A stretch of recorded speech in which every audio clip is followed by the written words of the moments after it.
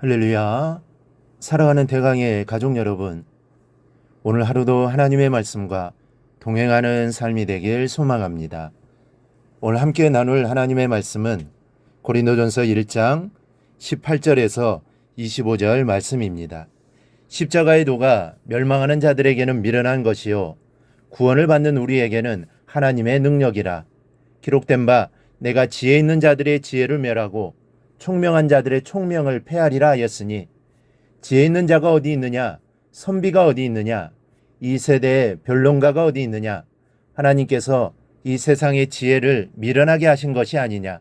하나님의 지혜에 있어서는 이 세상이 자기 지혜로 하나님을 알지 못하므로 하나님께서 전도에 미련한 것으로 믿는 자들을 구원하시기를 기뻐하셨도다. 유대인은 표적을 구하고 헬라인은 지혜를 찾으나 우리는 십자가에 못 박힌 그리스도를 전하니, 유대인에게는 거리끼는 것이요 이방인에게는 미련한 것이로되 오직 부르심을 받은 자들에게는 유대인이나 헬라인이나 그리스도는 하나님의 능력이요 하나님의 지혜니라. 하나님의 어리석음이 사람보다 지혜롭고 하나님의 약하심이 사람보다 강하니라. 아멘.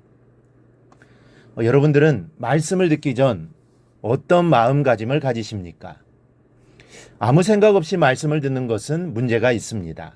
말씀을 들을 때 무엇을 들으려 하는가 하는 것은 아주 중요합니다.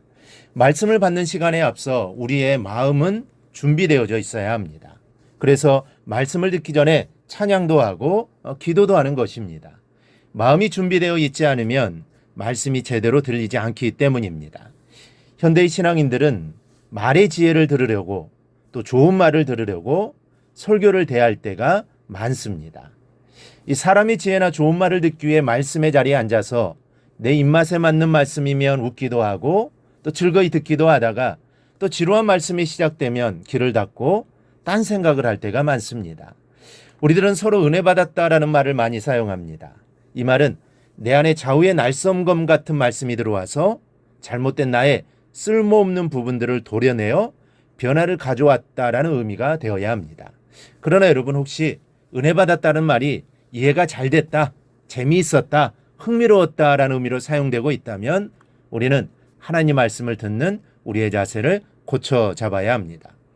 어느 설교학 책에 성도들이 듣는 설교를 하려면 성도들이 이전에는 들어보지 못한 새로운 것이거나 성도들이 평소에 관심을 가지고 있는 것 또는 아주 충격적인 것을 설교의 내용으로 해야 한다라는 내용이 나옵니다. 물론 그 의도는 이해가 되지만 사실 본질은 잘못된 것입니다.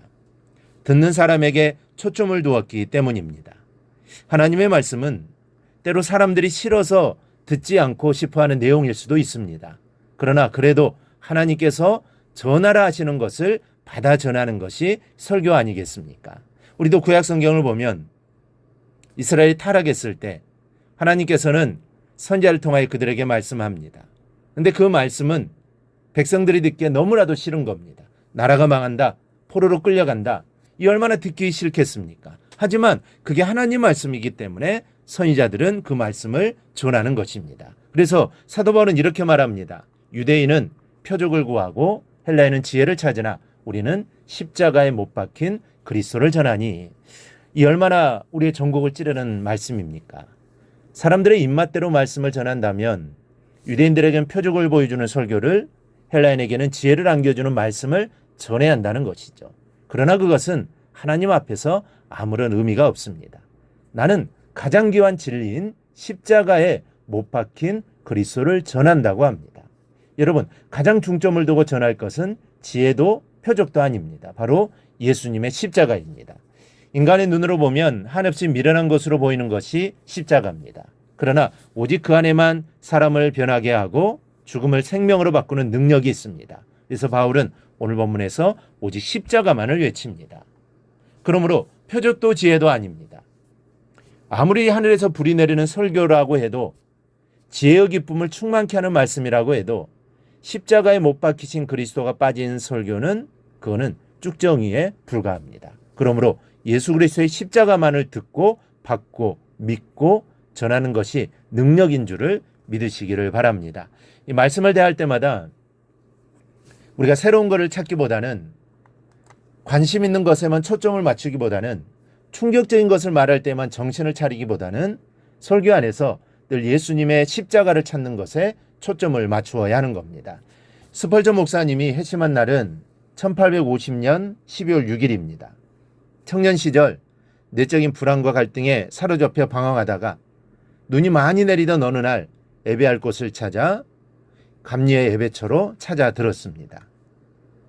그곳에는 도시에서 목회하시는 목사님께서 순회하면서 예배를 인도하셨는데 그날은 눈이 너무 많이 와서 목사님이 오실 수가 없었습니다.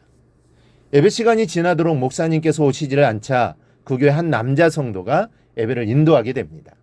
이사야 45장 22절을 본문으로 그 평신도는 준비도 없고 앞뒤도 없는 설교를 하기 시작합니다. 설교라기보다는 외침이라고 해야 더 적당한 말씀이었습니다. 그런데 그 남자 성도가 갈등 속에 있던 자신을 향해 젊은이 그리스도를 바라봐요 라고 외치는 게 아닙니까? 그런데 무식하다는, 그렇게 무식할 수 없는 평신도의 설교에서 스펄전 목사님은 하나님의 음성을 듣습니다. 그리고 그 말씀 속에서 그리스도를 만나는 중생을 경험하게 됩니다. 이 얼마나 놀라운 역사입니까? 한 시대를 이끌어갈 위대한 종의 영혼을 평신도의 설교가 사로잡아 하나님의 권위 앞에 무릎을 꿇렸던 것입니다. 여러분, 이해가 잘 되는 설교만이 은혜가 아닙니다. 흥미로운 설교만이 설교가 아닙니다. 그리스도만을 외칠 때 평신도의 입술을 통해서도 하나님의 놀라운 능력으로 역사하시는 겁니다. 여러분은 하나님의 말씀을 내 입맛에 맞추려는 그릇된 마음을 버리시기 바랍니다. 어떤 말씀이든지 예수님과 그 십자가를 찾으십시오. 풍성한 은혜는 다른 곳으로 오지 않습니다. 내 머리로 이해된다고 해서 오는 게 아닙니다. 내가 고개를 끄덕인다고 해서 오는 것도 아닙니다. 오직 예수님과 십자가로부터 오는 것입니다. 그리고 우리가 예수님과 십자가에 집중하여 말씀을 들을 때 은혜가 임합니다. 우리 모두 이 사실을 기억하고 오늘 하루도 예수님의 능력의 십자가를 바라보며 기도하기를 바랍니다. 그럴 때 하나님이 주시는 은혜가 우리 안에 임하게 될 것입니다. 이러한 은혜가 우리 모두에게 임하기를 주님의 이름으로 축원합니다.